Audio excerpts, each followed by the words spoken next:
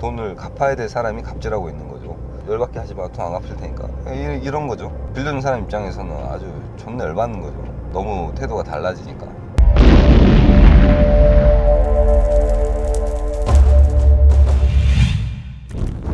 안녕하세요, 빡친 변호사입니다. 제가 이제 출근하는 길에 영상 하나 찍어보려고 하고 있는데, 평소에 바빠가지고 잘 못 찍으니까 영상을, 제가 제 거 영상을 봐도 제가 발음이 존나 구리긴 한 것 같아요. 귀에 잘 안 들어온다 그래야 되나? 사투리도 좀 있고 그래가지고 특별히 사투리를 고칠 생각은 안 해봤어요, 살면서. 제가 서울에서 산지 한 15년 이상 됐는데 한 번도 적극적으로 뭐 사투리를 고쳐보려고 노력 적은 없어요. 그래도 이제 살다 보니까 자연스럽게 영향을 받아서 말투가 좀 바뀌긴 했는데, 예전보다는 사투리를 덜 쓰는 거죠. 저는 뭐 이제 고향이 전라도니까, 전라도에서 태어났고 거기에서 오래 살았으니까 당연히 그 환경이나 문화 영향을 받아서 말투도 그렇게 변했던 거죠. 그게 뭐라고? 내가 거기서 태어난 건데. 부모도 선택할 수 없고 자녀도 부모를 선택할 수 없는 거 아니에요? 그래서 저는 뭐 제 삶에 만족하고, 그래서 별로 그렇게 크게 노력하거나 아예 고쳐야겠다는 생각을 해본 적이 없어요, 살면서. 제가 뭐 사투리 쓴다는 얘기를 많이 해가지고 그래서 갑자기 생각나서 하는 얘기예요. 그래서 이제 오늘은 사기꾼들이 하는 얘기 중에 되게 공통적인 특징이 그런 게 있죠. 야, 좀만 기다려봐, 돈 갚아줄게, 어떻게 해결해줄게. 그러니까 사기를 당한 다음에 사기꾼한테 끌려다니는 경우가 굉장히 많아요, 피해자들이.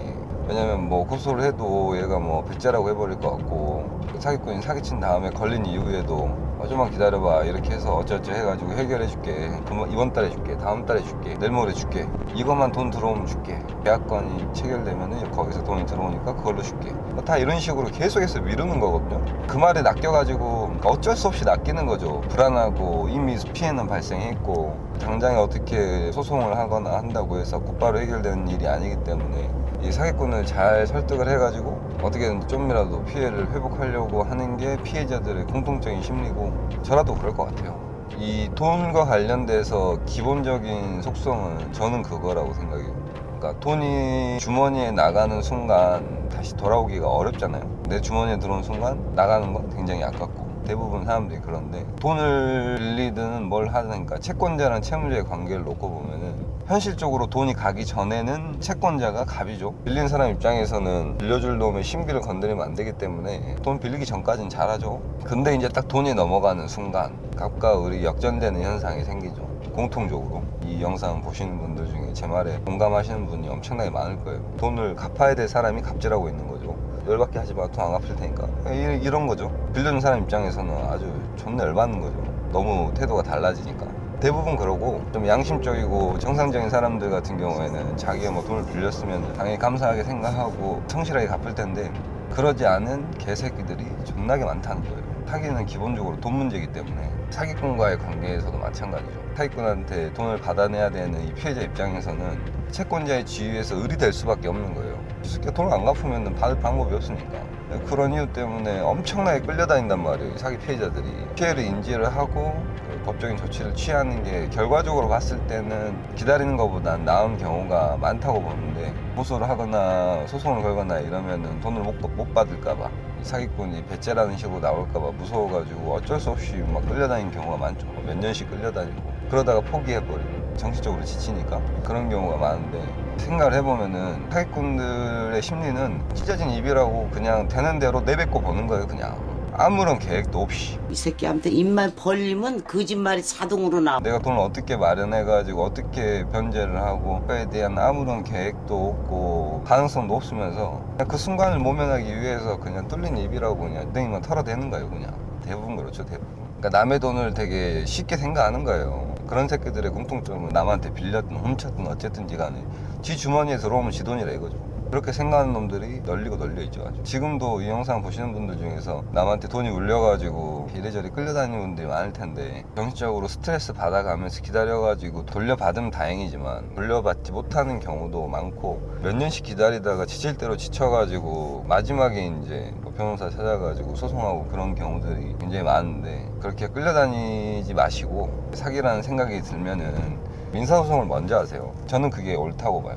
왜냐면은 이 사기죄 같은 경우는 반의사불벌죄가 아니란 말이에요. 그 말은 무슨 말이냐면 내가 고소를 한 이후에 사기꾼이랑 합의를 해가지고 뭐 처벌불원서나 이런 거를 내준다고 해도 형량이 약해질 뿐이지 처벌을 안 받는 게 아니란 말이에요. 그러니까 사기죄는 합의를 해도 처벌을 받는다. 사기꾼이랑 협상을 한다는 관점에서 봤을 때는 고소를 하기 전에 딜을 봐야 된단 말이에요. 고소를 한 이후에 딜을 보면은 사기꾼들의 심리는 이제 그런 거죠. 내가 아직 고소를 안 당했으면은 어떻게든지 이 고소를 막기 위해서 돈을 다른 데서 빌리든 다른 사람한테 사기를 치든 어찌됐든지 간에 돈을 마련해가지고 돈을 갚아줄 만한 의욕이 생기는 거죠. 경제적인 유인이 있는 거예요. 그 사람들, 사기꾼들 입장에서는. 뭐 고소만 안 되면 사건이 안 되는 거 아니에요. 형사고소를 당하기 전에는 사기꾼들 입장에서도 합의를 할 유인이 있는 건데, 만약에 이제 고소를 해버렸어요. 합의를 할 거냐 말 거냐를 놓고 봤을 때 어차피 사기친 놈들은 돈이 없는 경우가 대부분이에요. 그래서 피해가 만약에 100이라고 하면은 100 전부를 다 손해를 배상을 해주고 합의를 할 수가 없어요. 대부분 그렇단 말이에요. 대부분. 그런 경우에는 아무래도 자기를 고소하지 않은 사람이랑 합의를 해서 사건을 막는 데 치중을 하지, 이미 고소를 한 사람한테 돈을 주고 합의를 해가지고 처벌분원서를 받는 경우는 그 전자, 고소를 하지 않은 사람에 비해서 떨어진다 이거죠. 그래서 다시 이제 처음으로 돌아가서 그럼 내가 사기를 당했을 때 안 끌려다니고 어떻게 할 거냐, 이걸 생각을 해보면은 고소를 먼저 하지 말고 그냥 민사소송을 제기를 하는 거예요. 계좌 내역 같은 거라도 한번 확인해보고 얘가 돈을 어떻게 썼는지 그 정도만 확인한다고 해도 사기꾼한테는 상당히 부담이란 말이에요. 왜냐면 민사소송에서 계좌 내역을 통해서 객관적인 동거래 내역이 확인이 됐고 거기에서 이제 사기인 사실이 입증이 되는 경우가 상당히 있단 말이에요. 영상에서도 얘기했지만 용도를 속이고 돈을 빌리거나 그런 경우, 채권자 입장에서는, 피해자 입장에서는 얘가 돈을 이렇게 쓸 줄 알았으면 절대로 돈을 빌려줄 리가 없는 경우들이 있단 말이에요. 뭐 도박으로 돈을 쓴다거나 뭐 술을 처먹는 데 쓴다거나 약간 이런 거, 말도 안 되는 일에 돈을 쓴다고 했을 때 돈을 빌려주는 사람 입장에서는 돈을 빌려줄 리가 없는 경우가 있죠. 100%는 아니라 하더라도 어느 정도는 나온단 말이에요. 그러면 그 정도만 딱 확인한다 하더라도 그 사기꾼 입장에서는 이제 어느 정도 자기의 범행이 드러난 거란 말이에요. 피해자랑 합의를 해가지고 돈으로 막지 않으면은 당연히 고소가 들어오겠구나라고 생각을 하는 거죠. 사기꾼 입장에서도 고소가 들어오기 전에 합의할 유인이 조금 더 커진다고 볼 여지가 있는 거죠. 피해자 입장에서 형사고소를 먼저 하지 않고 민사소송을 제기를 하는 거는 경우에 따라서는 압박할 수 있는 하나의 카드가 생기는 거라고 볼 수도 있는 거거든요. 따놓고 말해가지고 뭐 고소해가지고 뭐 제대로 처벌받고 배상명령 신청 같은 거 해가지고 신속하게 내 피해가 회복될 수 있다라고 하면 모르겠는데, 사례들이나 언론 기사를 통해서 보면 알겠지만 현실은 전혀 그러지 않기 때문에 6개월, 1년 빨리 형사고소한다 해도 달라진 게 없어요. 차라리 그럴 바에야 민사소송을 먼저 제기해가지고 하나의 카드를 쥐고 있으면서 사기꾼한테 돈을 받아내는 게 차라리 더 유리할 수 있다. 피해자들한테 제일 중요한 거는 돈 돌려받는 거 아니에요. 처벌받게 하는 게 아니에요. 제가 사기 사건을 다루면서 많은 사기 피해자들을 만나보고 얘기도 들어보고 소송도 해보고 하다 보니까 그런 생각이 들더라고요. 통상적으로 사기당하면은 무조건 고소해야 된다고 이렇게 생각하는 경향이 있는데 항상 결과가 좋은 게 아니다.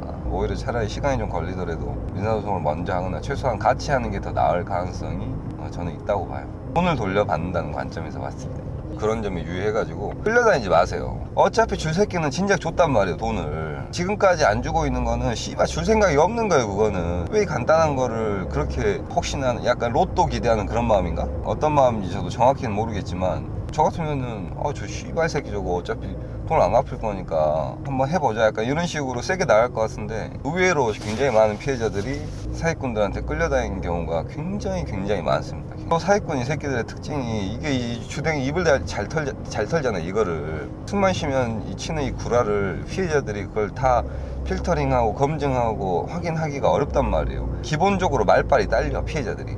결론적으로 하고 싶은 말은, 본인이 그런 사기 피해를 당했다는 걸 인지를 했다고 하면은 법률적인 자문이나 이런 걸 거쳐가지고 신속하게 그 권리행사를, 법적인 권리행사를 하는 게 사기꾼을 압박을 하는데 효과가 있는데, 그 이유만 가지고 무조건 형사고소를 하지 말고 경찰이나 검찰의 어떤 인력의 한계, 뭐 법제도의 한계, 수사기관의 한계나 이런 것들을 생각을 하면은 그냥 피해를 당했다고 해서 무턱대고 고소를 하는 게 반드시 좋은 게 아니에요. 피해자의 돈을 돌려받는다는 관점에서 봤을 때 구체적인 상황에 따라서 어떤 게 더 좋을지는 상황마다 좀 다르겠죠. 본인 사례에 맞는 어떤 게 제일 좋을지를 잘 고민해보고 법률적인 자문 같은 것도 좀 얻어가면서 하여간 끌려다니지 마시기 바랍니다.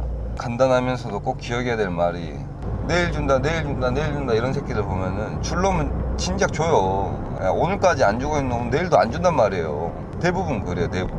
그러니까 저 사기꾼 저 새끼가 양심적인 인물이라고 생각하지 말고, 그런 양심적인 인물이면은 본인한테 본인 눈탱이를 안 쳤겠죠. 어차피 씨발 사기당한 거 못 받는 돈 할 수 있는 거라도 해보자 이런 생각으로 잠을 잘 얻어가지고 소송을 하시는 게 본인의 권리 구제에 좀 도움이 된다고 저는 그렇게 생각합니다. 그러니까 오늘 영상도 봐주셔서 감사하고, 이 사기 피해자들 관련돼서 여러 가지 목소리를 내고 어떤 제도 개선을 위해서 노력할 수 있도록 제가 좀 빠따가 있어야 될 거 아니에요. 그러면 뭐 검사나 경찰이나 뭐 어디 판사나 뭐 이런 사람들이 저를 너무 학고로 생각하면은 이 약발이 안 먹힐 거 아니에요. 제가 열심히 목소리를 내도록 할 테니까 돈 드는 거 아니니까 구독 좀 해주시고 좋아요도 눌러주시면 감사하겠습니다. 봐주셔서 감사합니다. 모두들 새해 복 많이 받으시고 원하시는 바 다 이루시기 바랍니다.